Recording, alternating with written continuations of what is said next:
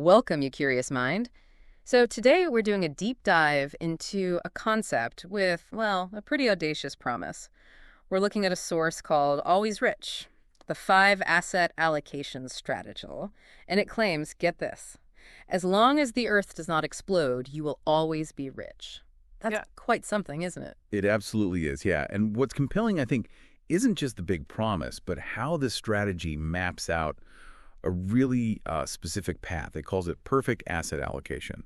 So we're going to look exactly how it says you should divide things up across 5 distinct categories to, stay always rich. Okay, so this perfect asset allocation, it's the key to never running out of money, apparently.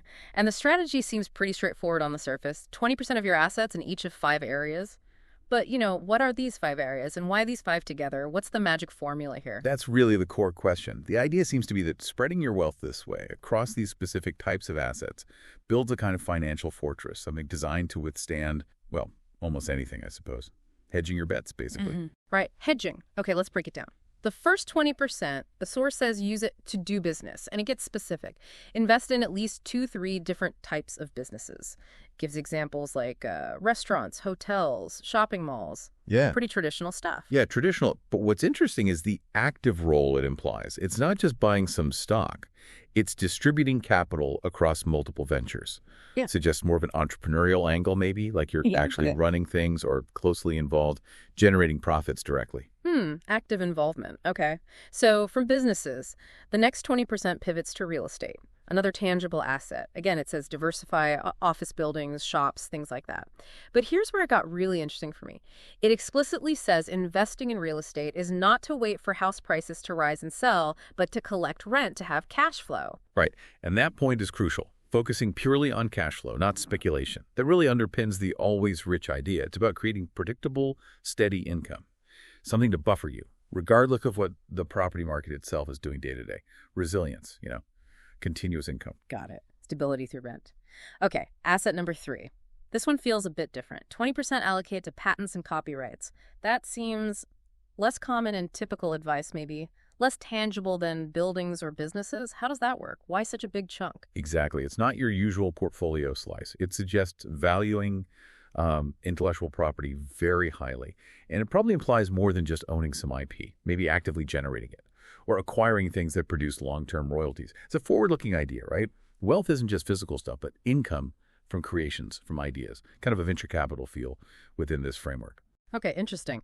So the fourth 20% bucket, this one's a mix. Invest in stocks, buy government bonds, and buy Bitcoin. Wow, okay, stocks and bonds, standard enough, but Bitcoin, that can be incredibly volatile. How does that fit with the stability idea? Seems like an odd combination. It does seem like an odd mix, yeah. You've got the potentially high-growth, high-risk element like Bitcoin right next to, well, super stable government bonds. I suppose the thinking is diversification within that 20% slice itself. Maybe the bonds are meant to act as a sort of anchor or ballast against Bitcoin swings, aiming for some growth, maybe, but trying to cushion the ride. It's definitely a modern, maybe even aggressive mix for a strategy promising always rich. A calculated risk within the bucket, perhaps. Okay, and finally, the last 20%. This is used by circulating and value-preserving items, and the example given is gold. That word circulating feels important. Does it just mean commodities, or is there more to it than just, say, holding gold bars? Good question.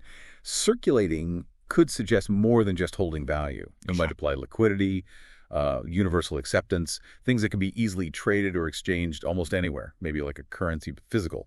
Beyond gold, maybe rare art, certain collectibles. Perhaps things that act as a hedge not just against inflation, but against like a whole system failing.